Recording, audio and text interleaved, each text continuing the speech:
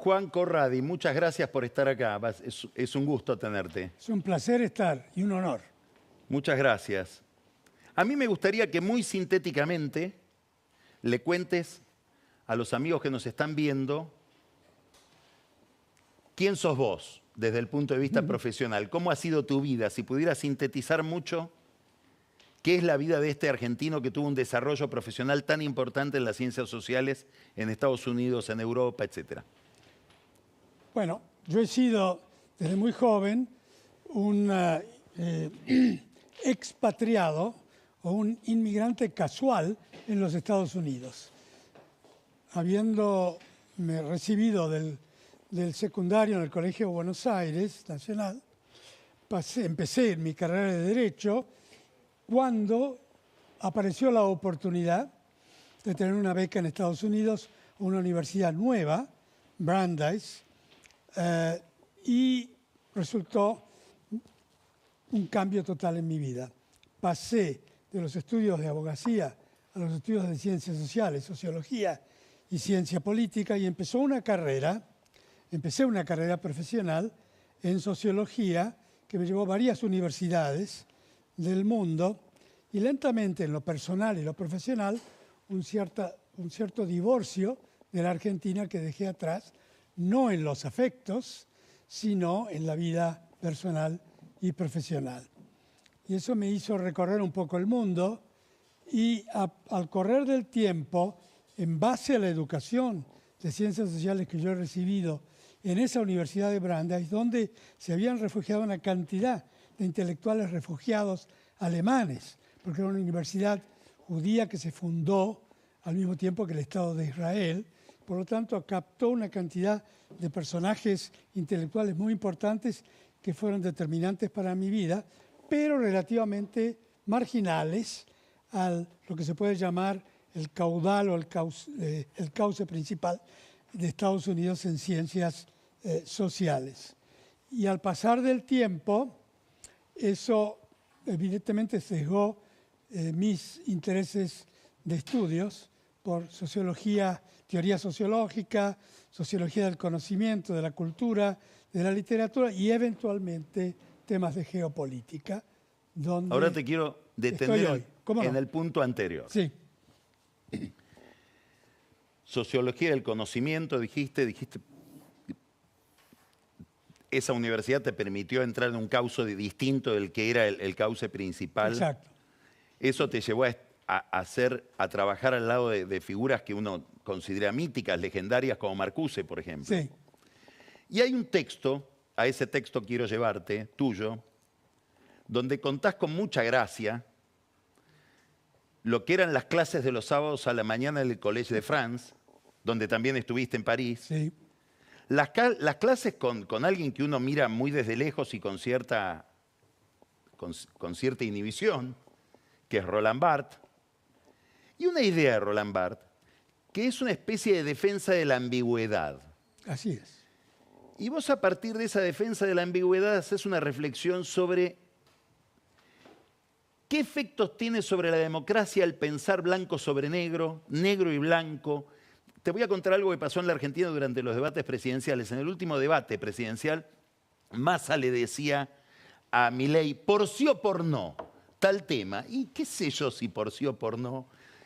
¿Qué pasa con la calidad de democracia y esta polarización tan maniquea, tan dramática que hay en muchas sociedades, en la sociedad de Estados Unidos, en la sociedad argentina y muchas otras?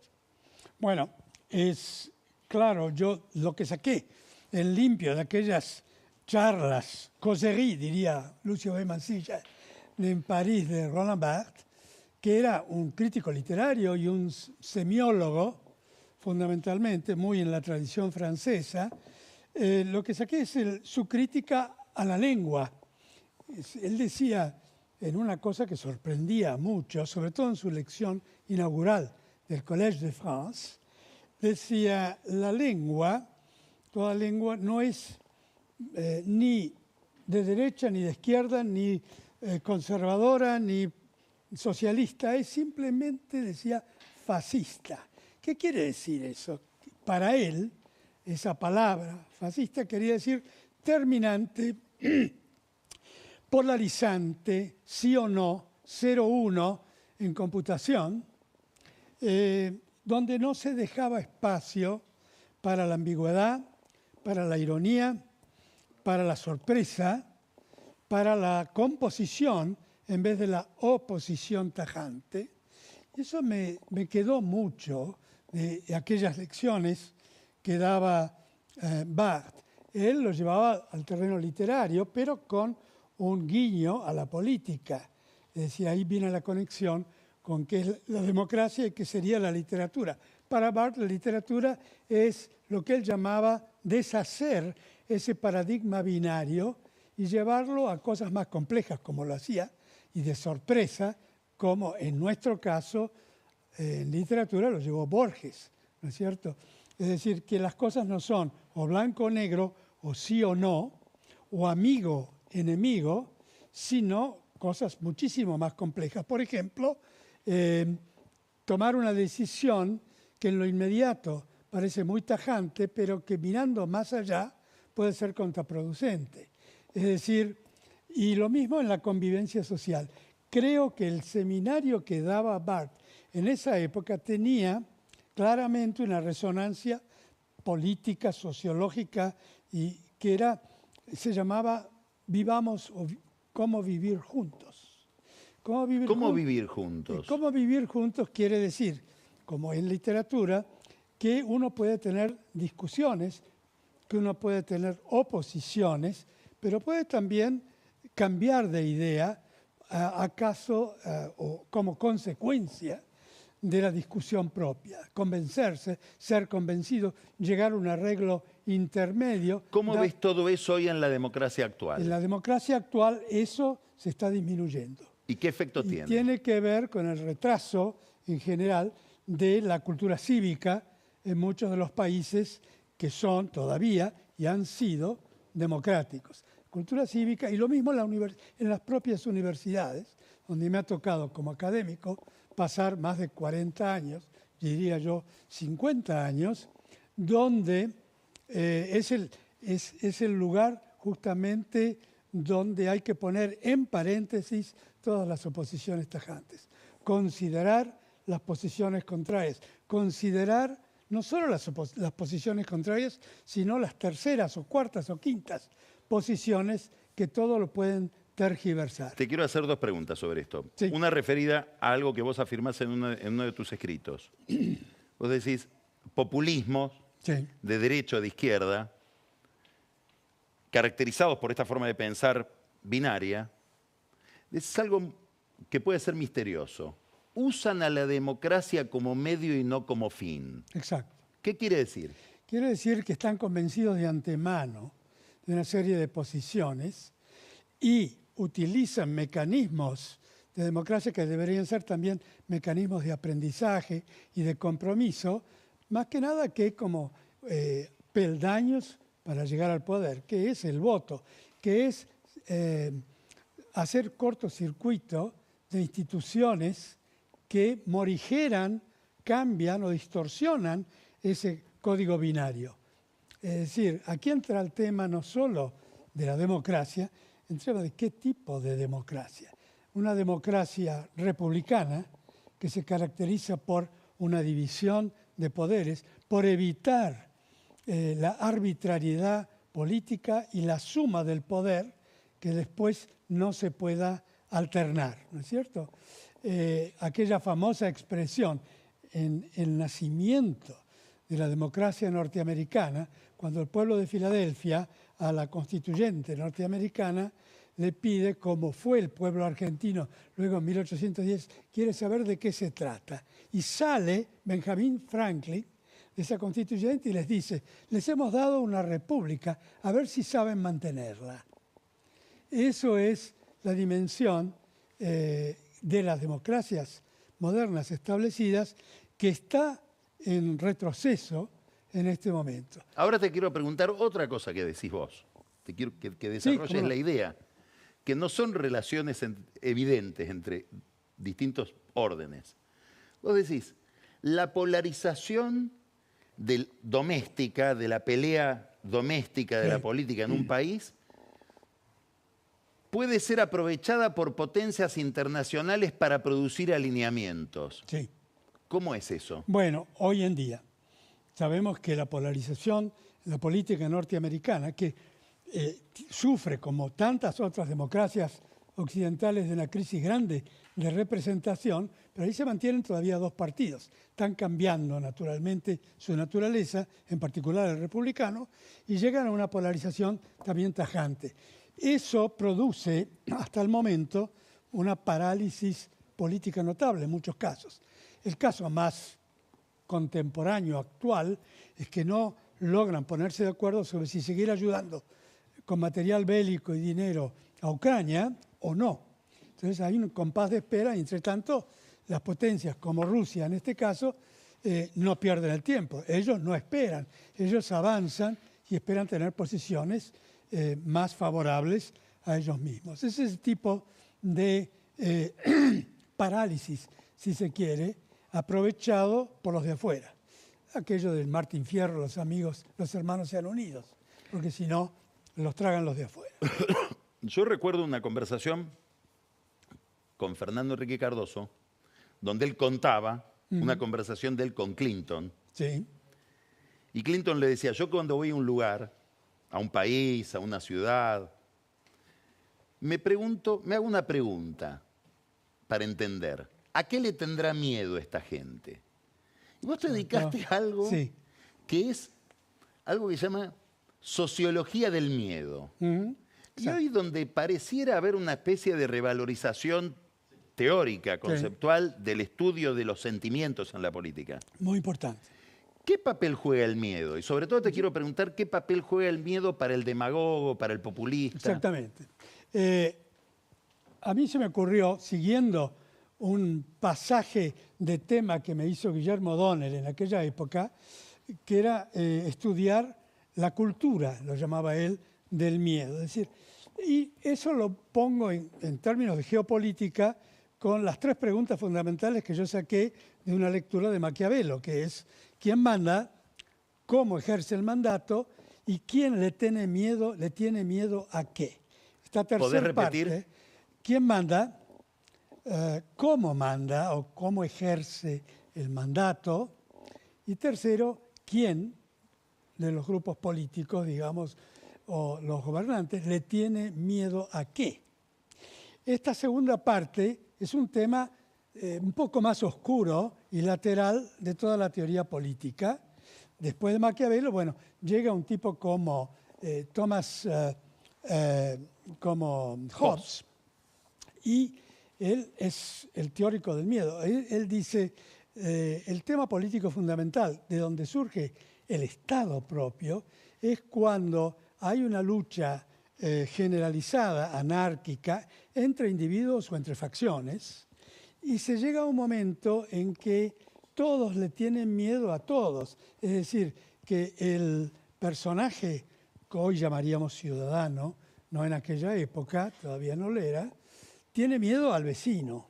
Entonces, cuando el miedo penetra y se generaliza, decía Hobbes, en un miedo cotidiano, terminan todos por hacer un contrato social en donde el miedo es fundamental. Dejemos de tenernos miedo los unos a los otros y por lo menos, faute de mieux, tengámosle miedo a uno, que monopolice la amenaza, pero la aleje de la vida cotidiana y deje ese espacio de donde se alejó el miedo para ponerse a una distancia respetable, es decir, el monopolio legítimo del castigo, sería en el caso de Hobbes, y abre un campo para otro tipo de interacciones en la vida cotidiana, donde entra la esperanza, luego desarrollada por el iluminismo escocés, del mercado. Es decir, que el intercambio comercial supere a las pasiones del miedo recíproco en la vida cotidiana. Y puede haber también intercambios de tipo intelectual, cultural. Es decir, aquello que finalmente desarrolla de forma magistral, alguien que conocí, que tuve el honor de conocerlo, que fue Albert Hirschman, en un libro lindísimo que se llama Las pasiones y los intereses, o los intereses y las pasiones. Cómo los argumentos favorables al capitalismo antes de que éste se estableciera. Y eso es el pensamiento de Montesquieu, por ejemplo, diciendo, bueno, si la política es pura pasión, hoy lo diríamos, es pura pasión amigo-enemigo, eso hay que superarlo. Y el intercambio comercial, el alejamiento del miedo apasionado, la grieta en la vida cotidiana, sería una solución. Que por seguir un tipo de intercambio a través del interés y no a través de la pasión o el odio, se llegue a una vida más civilizada. Ahí entra el tema no solo más allá del origen del Estado, sino del mercado como una forma de cultura moral superior. Adam Smith era profesor de moral, no de economía, y naturalmente una pacificación social. Y eso viene, es el pensamiento, el hilo de todos estos pensadores, un hilo importante es el hilo de estudio del miedo. ¿Quién le tiene miedo? ¿A qué? ¿En qué? ¿Y cómo se maneja la política a veces como una especie de intercambio del miedo? Te quiero llevar o de los miedos a la escena actual en la política de Estados Unidos. ¿Qué ves en el futuro de Estados Unidos con estas elecciones? Y algo muy concreto, te quiero llevar a un eventual resultado. Si gana Trump, sí. ¿Cómo sería esa presidencia y qué mundo imaginás? Bueno, si gana Trump serían dos cosas. Primero, ya hemos tenido un prefacio en su primera presidencia. Lo que pasa es que esa primera presidencia está muy cubierta por un caos político, una improvisación muy grande, exageraciones, respuestas. Ahora sería mucho más sistemática.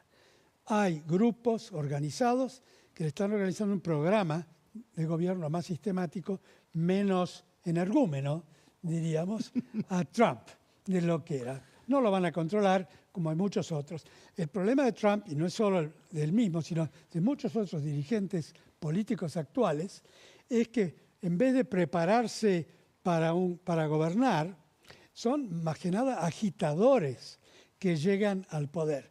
Y cuando los agitadores llegan de uno u otro signo político, llegan al poder, han llegado movilizando fundamentalmente miedos también. El miedo a la inseguridad, el miedo a perder el futuro para los hijos, es decir, movilidad social descendiente, una cantidad. Y el miedo la pérdida del trabajo, la inmigración, etc. La inmigración, que vengan los de afuera, a la pérdida de estatus, que es más importante que la billetera para muchos y que Trump sabe manejar muy bien. ¿Y cómo te imaginarías, te llevo ahora a tus estudios más actuales de política internacional? Claro, es pedirte una síntesis brutal, pero si tuvieras que definir en una palabra, presidencia de Trump, conflicto entre Rusia y Ucrania e Israel y Hamas. Bueno, qué preguntita. Sí. De todas formas, yo diría, con respecto a Ucrania, Trump va a acelerar la presión sobre Ucrania y sobre los europeos para, no una paz, para congelar la guerra. Es decir, así como sucedió con las dos Coreas, después de la guerra de Corea, una solución de ese tipo. No es la paz, no es un armisticio, es un cese del fuego y un congelamiento, habiendo Ucrania perdido gran parte de lo que... Dos Ucranias. Es decir, dos Ucranias, ¿verdad? O por lo menos una Ucrania incorporada a Rusia, como fue en cierto sentido, y salvando las distancias y las diferencias, lo que pasó con Finlandia de 1939 a 1940 y tantos, es decir, hubo dos guerras allí. Rusia soviética en aquel momento invadió, sacó casi el 20% del territorio finlandés, la península de Karelia, y eso al final se defendió muy valientemente, con pocos recursos, Finlandia bajo la dirección de su gran héroe nacional, el mariscal Mannerheim, y terminó con el famoso discurso de Mannerheim del 40 a los héroes del ejército finlandés que con pocos recursos multiplicaron la cantidad de bajas rusas de la Unión Soviética y eso llegó a congelar ese tipo de conflictos. Dijo, lamentablemente tendremos que perder esa parte. ¿Y pensás que un nuevo gobierno de Trump recrearía la alianza con Netanyahu tal cual la conocimos en el gobierno anterior? Pasamos ahora sí, a Medio Israel. Oriente. Yo creo que allí hay una cosa más difícil. En parte él tenía relaciones más carnales con Netanyahu, como diría Guido Di Tella. Sí. Pero en una situación en donde había una política externa de Israel que era mucho más, entre comillas, normal, pero con un defecto fundamental. Jugar en forma mala, maquiavélica, por parte de Netanyahu, para sobrevivir políticamente, dejar que Hamás de vez en cuando hiciera sus fechorías para hacerle sombra al PLO, al partido al Grupo de Liberación de Palestina en el oeste de Jordania, y de esa manera mantener mal a los palestinos, y sobre todo el error estratégico fundamental es de esta forma no pensemos más en ellos y hagamos otro tipo de política muy favorable para Trump también, que es un acercamiento a Arabia Saudita, a los Emiratos y eventualmente a más países árabes, ¿verdad? Ahora, como vio venir ese ninguneo, el grupo Hamás, que tenía más legitimidad en la población palestina que los otros grupos dirigentes palestinos, sobre todo en Cisjordania, cuando hace su ataque de octubre 7, un ataque terrible, terrorista, para provocar una respuesta bélica que la provocó y ponerse otra vez en el mapa y empezar a ver en sus cálculos, a través del terrorismo, como una negociación. Pensemos, ya que he estudiado eso con el miedo, que el terrorismo es una estrategia no entre uno y otro, de dos, no es binaria, sino es un triángulo, es decir, es una forma de comunicación. Uno mata, sometido a ti, mato a tu abuela para que me escuches. La abuela no tenía nada que ver necesariamente, ¿verdad? Y el terrorismo funciona siempre de esa manera. ¿Cómo funcionó a Hamás como grupo con cierta legitimidad de resistencia? Utiliza el terrorismo para evitar ser definitivamente soslayado o ninguneado por las potencias, por Israel, que llega a una paz nuevamente con los árabes, esta vez sobre la espalda de los palestinos. Ahora, eso ha cambiado. Después de esta situación es irreversible lo que ha pasado. El ataque a Israel y la respuesta de Israel que ponen a Israel en una situación difícil. Por un lado, vence una batalla, pero no se sabe si estratégicamente va a estar ni más segura y ciertamente pierde una cantidad de soft power, de prestigio como un país admirable. Ahora, frente a muchos otros países del mundo, se ve como un país a condenar. Entonces, eso va a tener que, sobre todo si Trump viene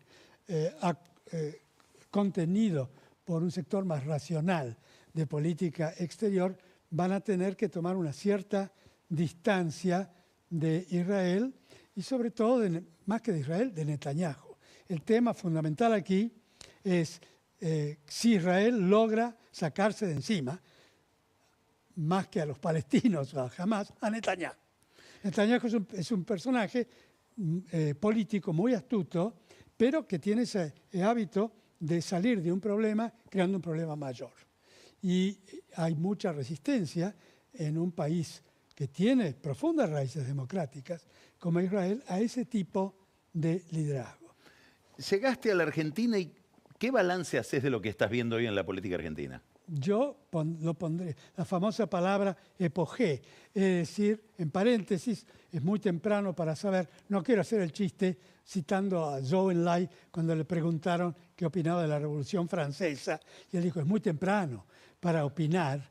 Yo diría que lo que está sucediendo en la Argentina es un cambio de época. Eso sin duda, volviendo al Goethe de Valmy.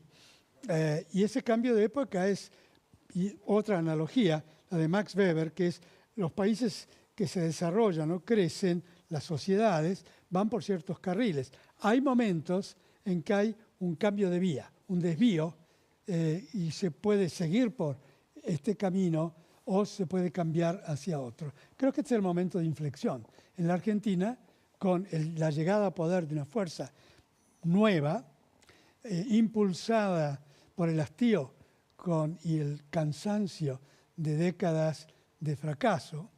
Si nosotros vemos la declinación, bueno, está archiconocida en la Argentina en los famosos 3 Ps, que es parity, productive power, poder adquisitivo. Cuando llega Perón al poder, tendríamos en porcentaje al país más rico del mundo, que era Estados Unidos, un 70-75% en PPP. Y si llegamos hasta hace unos años ahora, estamos en el 27%, o por ahí menos abajo del 30%, en relación